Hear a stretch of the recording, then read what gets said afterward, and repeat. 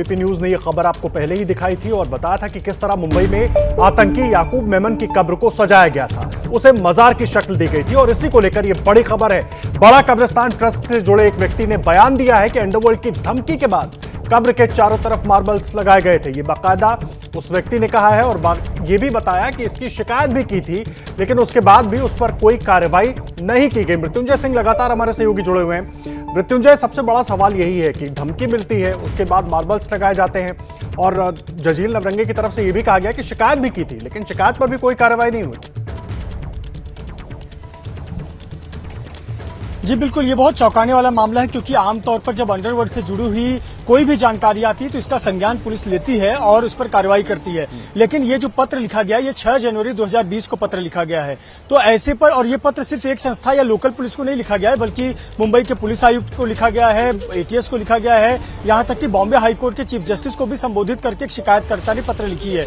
तो सवाल ये उठता है कि क्या वाकई में इसमें एक्शन लिया गया, और एक्शन लिया गया तो क्या एक्शन लिया गया, और अगर एक्शन लिया गया तो उसके बावजूद भी कैसे याकूब मेमन की कब्र को इस तरह से महिमा मंडित करने का काम हुआ और उसे सजाने का काम हुआ, ये बड़ा सवाल उठता है।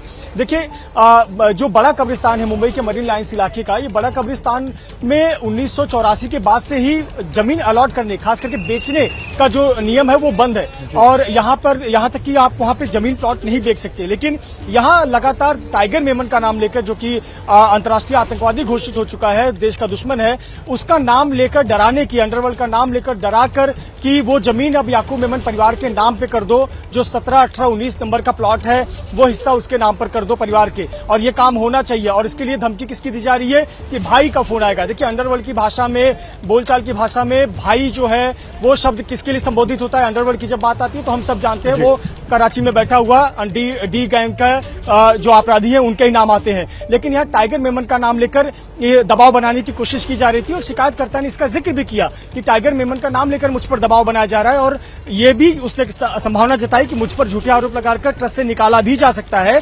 और ऐसा हुआ भी, उसे ट्रस्ट से ये कहकर निकाल दिया गया कि आपने कुछ जमीनें बेची या वगैरह, उसका रिसीप्ट आपने नहीं दिया, ये कहकर उसे निकाल दिया गया। लेकिन कुल मिलाकर ये मामला बेहद गंभीर है। जी मृत्युंजय, पहले तो शिकायत हुई लेकिन उस पर कोई कार्रवाई नहीं हुई, लेकिन अब इस खबर के सामने आने के बाद अब तो शिकायतकर्ता भी सामने आ गया है, वो बता भी रहा है कि फोन आया, धमकी दी गई, उसके बाद ये सब कुछ हुआ।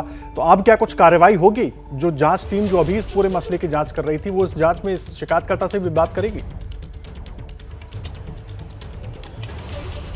देखिए, ये निश्चित तौर पर ये अब तो एक्शन लेना ही होगा। और कल ही हमने देखा जब एबीपी न्यूज ने खबर दिखाई कि किस प्रकार से कब्र को सजाया गया है, वहां हेलोजन लाइटिंग लगाई गई है, एलईडी लाइट लगाई गई है, रोप लाइट के साथ साथ संगमरमर के पत्थर से उसको पक्का काम किया गया है।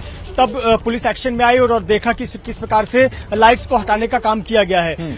हालांकि इसकी जांच भी की जा रही है। इसमें ट्रस्ट जो है वो प्राइवेट ट्रस्ट है, तो उसमें जांच भी की जा रही है। लेकिन चूंकि ये मामला अंडरवर्ल्ड से अब जुड़ता नजर आ रहा है, अंडरवर्ल्ड के लोगों का कॉल, धमकी अभी भी आ रही है। इतने वर्षों में उनका कोई वजूद मुंबई में नहीं दिखा है, लेकिन अगर इस प्रकार से धमकियां उनके नाम पर दी जा रही है तो क्या वाकई में अभी भी ये अंडरवर्ल्ड गिरोह सक्रिय है जिसकी भूमिका है? तो निश्चित बड़ा सवाल है और इसीलिए इस पर जांच और एक्शन दोनों की दरकार है। जैसे ही घड़ी का काटा दोपहर 2:30 पे आए, बबीता जी का दिल सास बहू साजिश के लिए मचल जाए।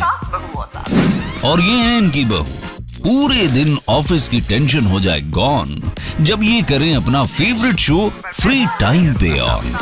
इनकी तरह आप भी देखिए अपना फेवरेट शो अपने टाइम पर और डाउनलोड कीजिए एबीपी लाइव ऐप अपने स्मार्ट टीवी पर।